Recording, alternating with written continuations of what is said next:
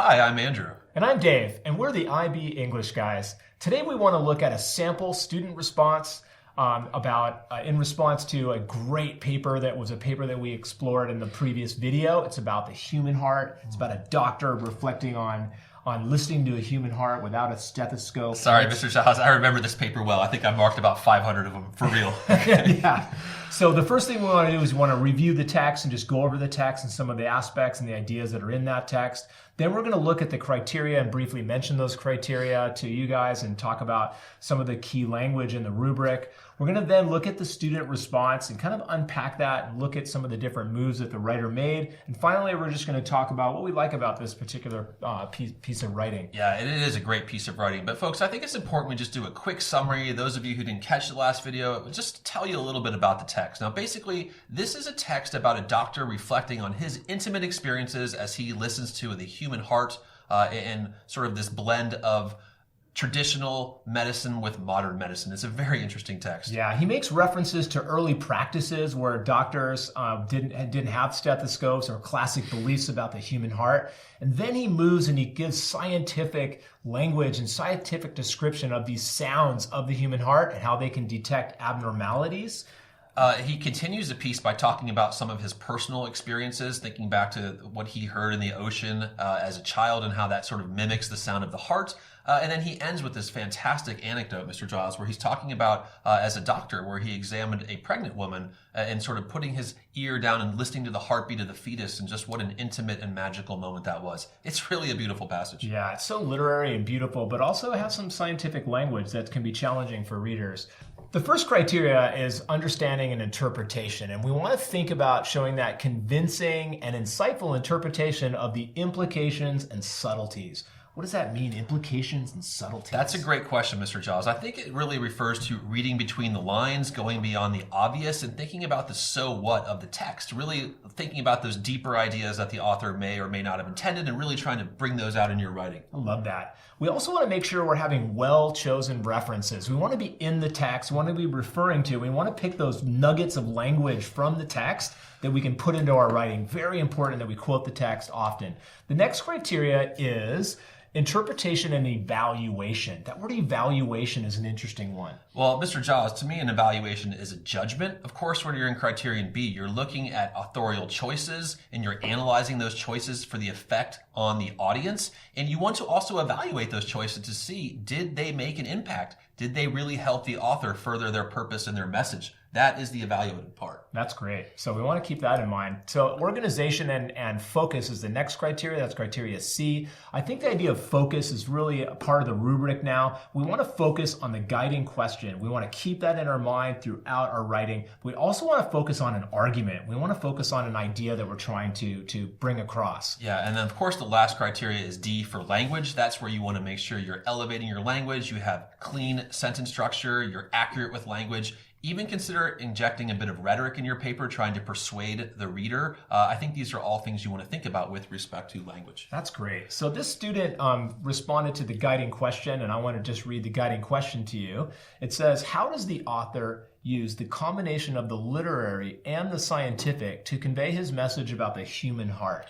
Yeah, for me, this guiding question actually is not that problematic, Mr. Giles. The two key words are literary and scientific. So as I'm reading through this text, I think we really need to pay attention to what authorial choices help elevate that literary aspect, and then what authorial choices sort of focus on that scientific aspect. You really sort of have a two-pronged approach as you go through this question. Yeah, and if you remember from our previous video, we really lit up the paper. We annotated that text with those two ideas in mind. So let's now look at the introduction from this particular student and talk about some of our observations.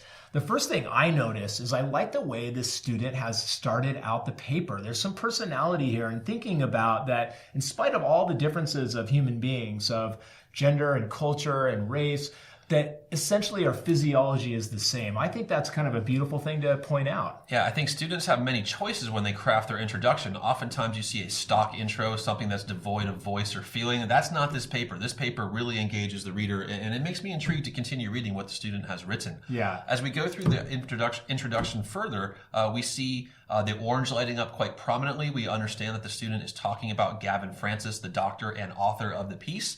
and really going to try to focus on that green element as well, looking at the scientific and the literary as they get to the message. Now, the message, of course, is found in the thesis. Mr. Giles, why don't you read that thesis aloud and tell us what you like about it? Sure.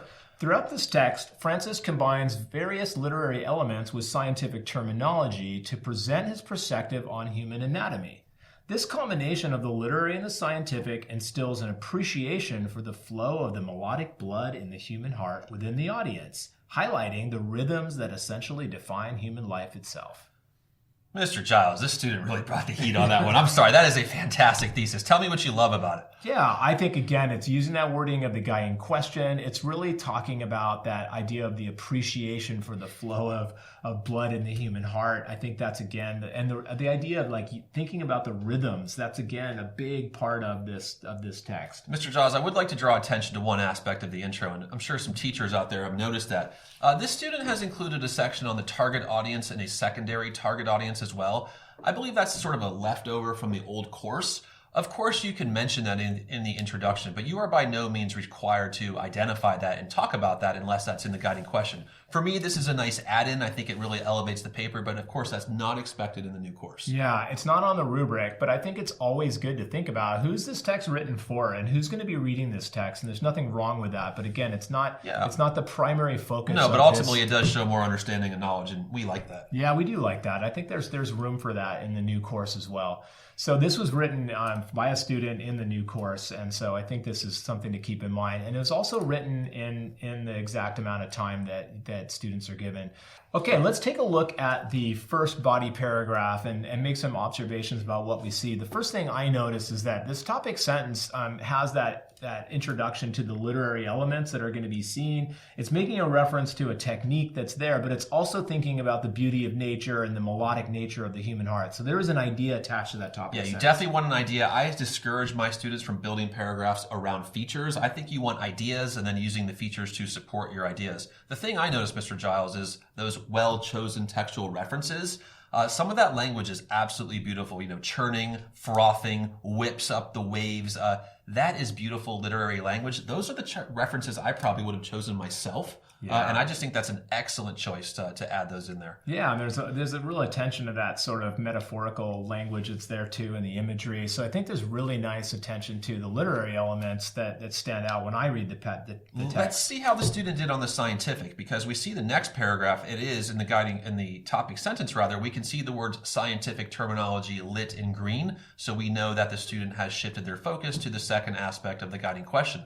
But Mr. Giles, I noticed that this paragraph isn't nearly as lit as the one before it. What could you say about this possibly? Yeah, I think again the student could probably emphasize the literary more than the scientific in this piece of writing. And again, there's not as much scientific terminology mentioned, but there's also not really a labeling of that, maybe using the word jargon or thinking more specifically about what is being said about this and why that scientific language is used. Regardless, though, it's very clear for a teacher or an examiner to see the student's intent here. They're clearly trying to talk about the two facets of the guiding question. They've written one on the literary aspect, and of course they want to follow that up immediately with something on the scientific. So again, the student has a very good plan in their mind. Yeah, definitely. So the last body paragraph, there's only 3 body paragraphs here, is quite rich and detailed with this sense of, I love the idea of intimacy. I think when I read this piece, the word intimacy stood out. I think there's a real strong understanding of that and that fundamental nature of blood and how it plays a role. So a nice topic sentence, it's establishing that. Yeah, and Mr. Giles, I'm sorry, but I can tell this is a student from our class that we've taught, because this paragraph is so lit with the Giles Cohen highlighting protocol that I just think the students really internalize the structures. They want to talk about these well-chosen references. They want to pin those references to features. They want to talk about the audience-author relationship. The only thing I don't love about this paragraph, Mr. Giles, is holy cow, is that a long paragraph? Yeah, I wonder what that looked like handwritten. Yeah, well, it was handwritten because I typed it. I know you did. That's why I'm asking you. You know, that had to be overwhelming. Yeah. I probably would advise that student to break that paragraph in 2 just to make it more readable for the reader in this case. It's a good takeaway that if you're in the middle of a I think you have to think about where can I have a logical break in a paragraph and then transition to a good. Don't forget there's a reader on the other end, folks. Yeah, that would help. So then finally we have a conclusion that sort of wraps up the text. We have to remember this student wrote in a time fashion. So what do we want to think about that? They're in the heat of battle. Mr. Giles, I just think for the student to crank out this type of quantity with this type of quality under time conditions is exceptional.